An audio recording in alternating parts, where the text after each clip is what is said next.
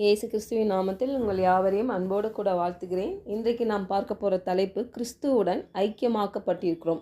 We have been united with Christ. வசனம் எபேசியர் 2:13. முன்னே தூரமாய் இருந்த நீங்கள் இப்பொழுது கிறிஸ்து இயேசுவுக்குள் கிறிஸ்துவின் இரத்தத்தினாலே சமீபமானீர்கள். பாருங்கள், பழைய ஆதாமின் பாவம் இந்த மனுகுலத்துக்குள்ளாக வந்தது. அது ஒரு சுவாபமாகவே மாறிவிட்டது இல்லையா? அந்த பாவத்தின் மூலமாய் நம்மளுக்கு ஒரு பிரிவினை வந்து விட்டது. நாம் பாவத்தின் மூலமாய் தேவனுக்கு தூரமாக இருந்த நாம் கடைசி ஆதாமாகிய கிறிஸ்து இயேசுவுக்குள் அவர் இரத்தத்தினாலே சமீபமாக்கப்பட்டிருக்கிறோம். ஹல்லேலூயா. இந்த வசனத்தை நான் டிபிடி வெர்ஷனில் படிக்கிறேன். ஆனாலும் இப்பொழுது உங்களை பாருங்கள், எல்லாம் புதிதாக இருக்கிறது. நீங்கள் முன்பெல்லாம் தேவனை விட்டு தூரமாய் இருந்த போதிலும் இப்பொழுது இயேசுவின் பரிசுத்த இரத்தத்தின் மூலமாக அவருக்கு மிகவும் இன்பமாய் நெருக்கமாக கொண்டு வரப்பட்டிருக்கிறீர்கள். நீங்கள் மெய்யாகவே கிறிஸ்துவுடன் ஐக்கியமாக்கப்பட்டிருக்கிறீர்கள். ஹல்லேலூயா.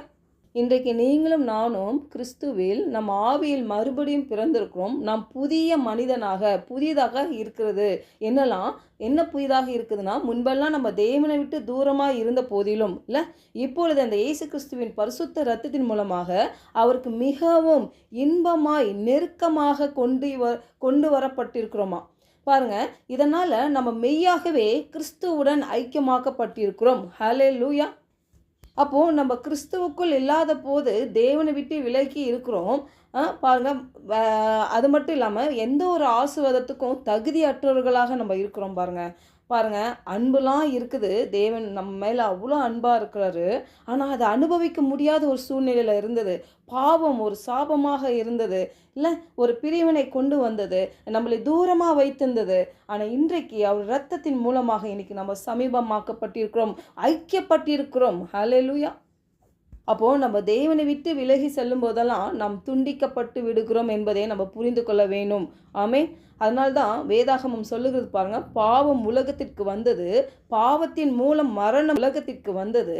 ஆனால் நான் கிறிஸ்து இயேசுவுக்குள் இருக்கும்போது நான் இனி தேவனை விட்டு விலகி செல்லவில்லை. ஹல்லேலூயா.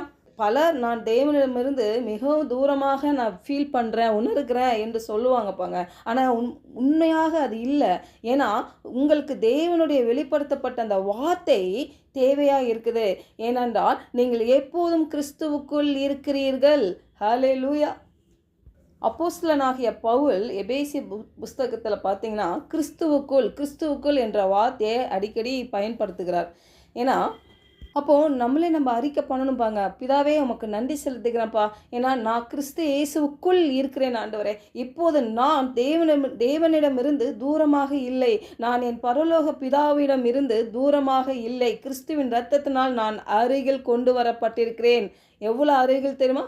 நம் கிறிஸ்து இயேசுவுடன் ஐக்கியமாக்கி விட்டோம். அந்த அளவில் நம்ம அவர்கிட்ட போயிட்டோம். ஆமென். அப்போ நம்ம ஆவியும் உங்கள் ஆவியும் பரிசுத்த ஆவியும் இப்போ ஒன்றாக இருக்கிறது. ஹல்லேலூயா. பாருங்கள், எபேசியர் 1:3 பார்க்கலாம், நம்முடைய கர்த்தராகிய இயேசு கிறிஸ்துவின் பிதாவாகிய தேவனுக்கு ஸ்தோத்திரம், அவர் கிறிஸ்துவுக்குள் உன்னதங்களில் ஆவிக்குரிய சகல ஆசீர்வாதத்தினாலும் நம்மை ஆசீர்வதித்திருக்கிறார். அப்போது கிறிஸ்து இயேசுவுக்குள் என்று நாம் எல்லா ஆவிக்குரிய ஆசீர்வாதங்களாலும் நாம் ஆசீர்வதிக்கப்பட்டிருக்கிறோம் என்பதற்கு நமது பதில் என்னவாக இருக்கணும் தெரியுமா? அப்போஸ்தலனாகிய பவுல் சொன்னது போல நாம் நமது பரலோக பிதாவை ஆசீர்வதிக்க தொடங்க வேண்டும், துதிக்க ஆராதிக்க தொடங்க வேண்டும்.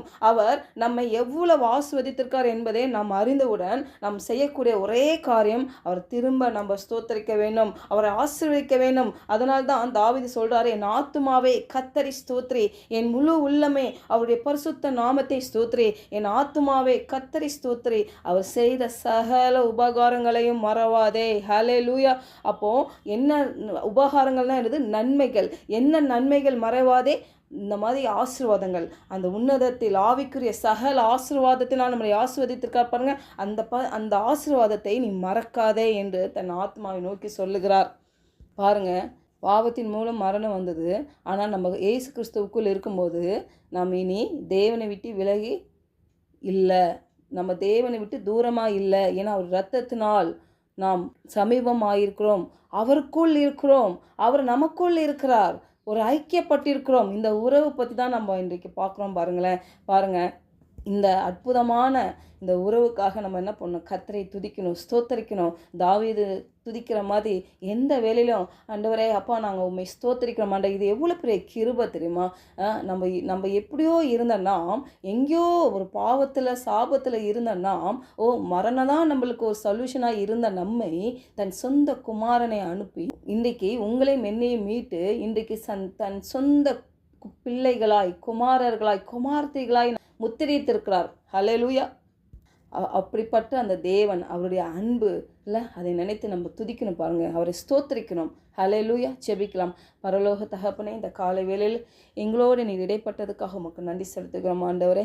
இந்த வேலை கூட ஆண்டவரே நாங்கள் கிறிஸ்துவுக்குள் ஆண்டவரே அப்பா இயேசு கிறிஸ்துவின் இரத்தத்தினால் ஆண்டவரே அப்பா நாங்கள் ஐக்கியப்பட்டிருக்கிறோம் என்று நாங்கள் விசுவாசிக்கிறோம் ஆண்டவரே. எங்கள் ஆவியும் பரிசுத்த ஆவியும் ஒன்றாய் இருக்குது என்று நாங்கள் விசுவாசிக்கிறோம்ப்பா ஆண்டவரே. உங்கள் சத்தத்தை கேட்குற ஸ்லாக்கியம் எங்களுக்கு உண்டாகட்டும் ஆண்டவரே அப்பா. அந்த தெய்வ திட்டத்தில் எங்களை வழிநடத்தவும் பரிசுத்த ஆவியானவர் எங்களுக்கு உதவி செய்வீராக அப்பா. நாங்கள் தேவனை விட்டு விலகி செல்லுகிற எந்த தருணமங்களும் எங்கள் வாழ்க்கையில் வராதபடி வேலி எடுத்து பாதுகாத்து கொள்ளுவீராக அப்பா. அப்பா, இந்த பாவத்துக்கும் மரணத்துக்கும் எங்களை விலக்கி ஆண்டவரே உம்முடைய இரத்தத்தினால் பரிசுத்த ஆவியானவரோடு எங்களை இணைத்திருக்கிறேன். உமக்கு ஸ்தோத்திரிக்கிறோம் இன்னைக்கு ஆண்டவரே அப்பா. பரிசுத்த ஆவியானோடைய வழி நடத்துதலில் ஆண்டவரே நாங்கள் வாழவும் எங்களை விட்டு கொடுக்கிறோம். இயேசு கிறிஸ்துவின் நாமத்தினால் ஜெபிக்கிறோம் நல்ல பிதாவே, ஆமென்.